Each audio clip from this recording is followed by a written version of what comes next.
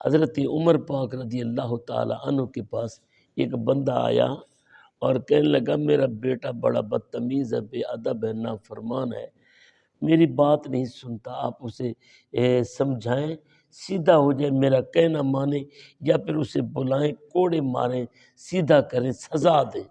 حضرت عمر پاک رضی اللہ تعالی عنہ نے اسے بلا لیا۔ جب بلایا نا، اس سے پوچھا اے تو باپ کا بے ادب ہے، اور وہ بھی دور نبوی میں اور صحابہ کے دور میں، میرے کے دور میں، یہ کیا طریقہ ہے بھائی؟ وہ کہنے لگا حضور کیا فقط ماں باپ کے حقوق ہیں یا اولاد کے بھی حقوق ہیں؟ تو پاک عمر نے کہا کہ ہاں اولاد کے بھی حقوق ہیں۔ کیا حقوق ہیں؟ انہوں نے کہا جی جب بچہ پیدا ہو تو سب سے پہلے بچے کی پیدائش سے پہلے بچے کی اچھی ماں کا انتخاب کریں۔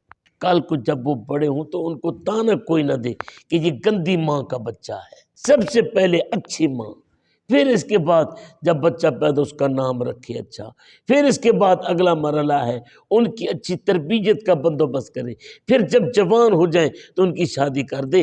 پہلی شرط کیا ہے؟ ان کی اچھی ماں کا انتخاب کرے۔ اب اچھی ماں تھی انس بن مالک رضی اللہ تعالیٰ عنہ۔ دیکھیں حضرت عمر پاک کے سامنے جب اس نے شکایت کی نا تو وہ بیٹا بول پڑا حضور میرے باپ سے پوچھیں، میرے باپ سے پوچھیں کہ اس نے حق ادا کیا؟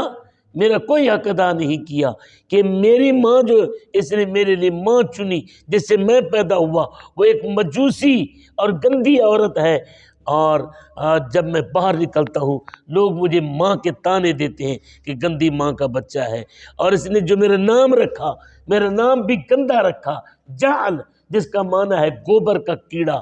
میں باہر نکلتا ہوں لوگ مجھے طعنے دیتے ہیں کہ یہ گوبر کا کیڑا آ رہا ہے، اور پھر اس نے مجھے تعلیم بھی نہیں دی، مجھے قرآن و سنت کا درس بھی نہیں دیا، مجھے اچھی تربیت بھی مہیا نہیں کی، اور پھر اس نے ابھی تک میری کوئی شادی کا بندوبست بھی نہیں کیا، میرا حق اس نے ادا نہیں کیا، کہ سارے حق اسی کے رہ گئے؟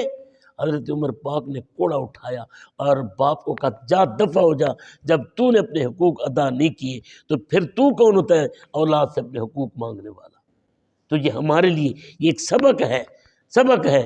ہم یہ تو کہتے ہیں بیٹے بے ادب ہیں، بیٹیاں گندی ہو گئی، پہلے یہ دیکھو کیا ماں اچھی دی، پھر دوسری چیز یہ دیکھو کیا نام اچھے رکھے، پھر تیسری چیز یہ دیکھو کیا جو تربیت مدینے والا دے گیا ہم نے اولاد کو دی ہے، کہ جس سے اب باپ کی تربیت کا، باپ کی ادب کا پتہ چلے، ماں کے ادب کا پتہ چلے، ان کی شان اور وقار کا پتہ چلے، کیا بیٹی بیٹے کو ہم نے یہ چیزیں دی ہیں؟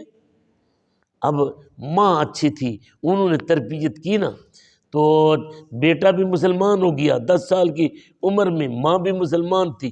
اب ان کا باپ کافر رہا، اس نے انہیں چھوڑا اور کفر کی حالت میں شام کی طرف چلا گیا، ادھر ہی مر گیا۔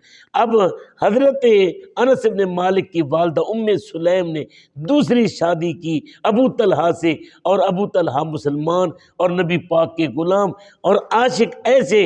حضرت انس فرماتے ہیں جب نبی پاک صلی اللہ علیہ وسلم نے پہلی دفعہ زلفیں کٹوائی نا تو سب سے پہلے نبی پاک نے زلفیں کٹوائی نا، سب سے پہلے جس نے تبرک کے طور پر نبی کی زلفیں حاصل کی وہ میرے متیر بابا ابو طلحہ تھے۔